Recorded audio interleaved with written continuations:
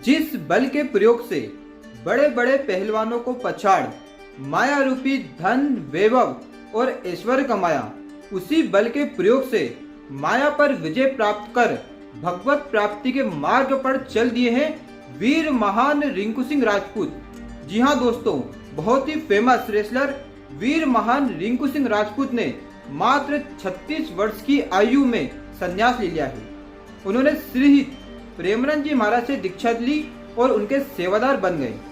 आखिर वो क्या कारण थे जिसकी वजह से वीर महान रिंकू सिंह राजपूत ने संन्यास ले लिया है?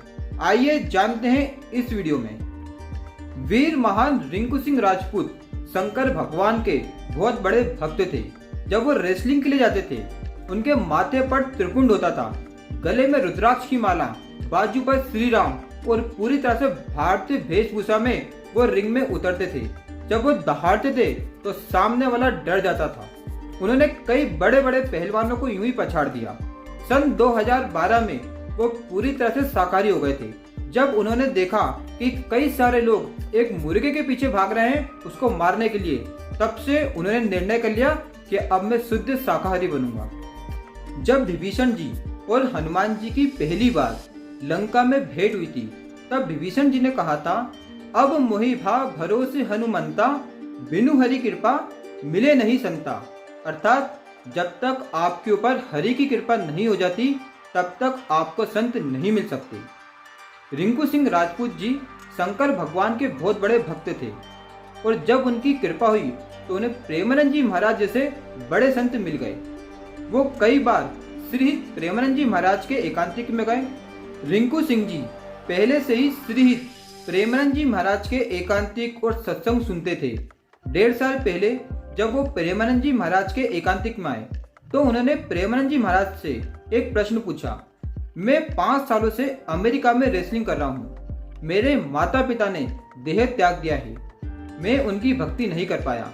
अब मैं अमेरिका में रेसलिंग करूं या भारत में आकर भक्ति करूं और भारत भूमि की सेवा करूं? तब प्रेमानंद जी महाराज ने बोला था कि आप वहां पर जो रेसलिंग कर रहे हैं वो भी एक पूजा ही है, क्योंकि जब आप वहां पर जीतते हैं तो भारत का नाम होता है, तो भारत का नाम रोशन करना ये भी आपकी एक पूजा ही है। प्रेमानंद जी महाराज ने कहा, चाहे अमेरिका में रहो या भारत में रहो, बस प्रभु के होकर रहो, उनका नाम जप करो और अपने कर्तव्य को करो। यही तुम्हारी पूजा है और यही तुम्हारी सेवा है। उसके बाद कई बार वो श्री प्रेमानंद जी महाराज के एकांतिक में आते रहे। कुछ समय से उनका स्वास्थ्य सही नहीं चल रहा था। जब वो 7 दिसंबर को श्री प्रेमानंद जी महाराज के एकांतिक में आए, प्रेमानंद जी महाराज ने उनसे पूछा, स्वास्थ्य ठीक है? उन्होंने कहा, स्वास्थ्य ठीक है, लेकिन मन का स्वास्थ्य ठीक नहीं है और मुझे भगवत प्राप्ति करना है।